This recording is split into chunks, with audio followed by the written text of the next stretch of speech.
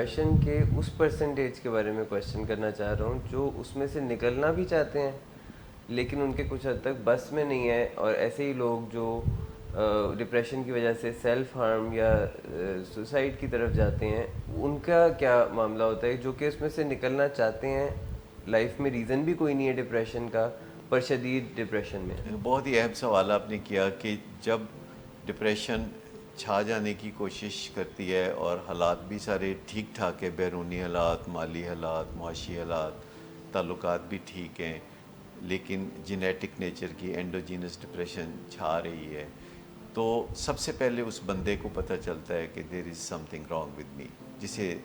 Depression کا درد ہوتا ہے اسے سب سے پہلے پتہ چلتا ہے، اور یہاں آگاہی ہمیں اگر ہو کہ یہ ایک حقیقت نہیں ہے، ڈپریشن ایک حقیقت نہیں ہے، یہ ایک کنڈیشن ہے، یہ ایک سٹیٹ ہے، اور اس کا میرے حالات سے، میری زندگی سے، میری انوائرمنٹ سے کوئی بہت زیادہ سنکرنائز ہونا ضروری نہیں ہے۔ یہ میرے اندر کی ایک کنڈیشن ہے جو کہ میرے دماغ کے اندر جو کیمیکلز ہیں ان کا کوئی غلط گٹھ جوڑ ہو رہا ہے، جس کی وجوہات میری کوئی جینیٹکس میں بھی ہو سکتی ہے،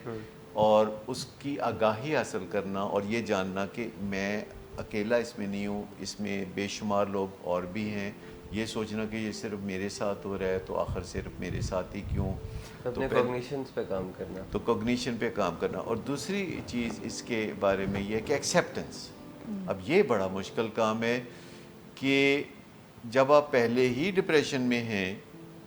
تو یہ بوجھ بھی تسلیم کر لینا کہ میں اس کو ایکسیپٹ کر لوں اور اس کا اظہار کر دوں۔ ایکسیپٹنس کا مطلب ہے کہ آپ دوسروں کے سامنے، ریلیونٹ لوگوں کے سامنے اس کا اظہار کر دیں کہ مجھے ایسا ہو رہا ہے۔ اور بہت سارے لوگ سمجھتے ہیں کہ اگر ہم اظہار کریں گے تو دنیا ہمیں کمتر سمجھے گی، اور ڈپریشن میں کمتری ہی ایک بڑا بنیادی عنصر ہوتا ہے جو ہمیں تنگ کر رہا ہوتا ہے۔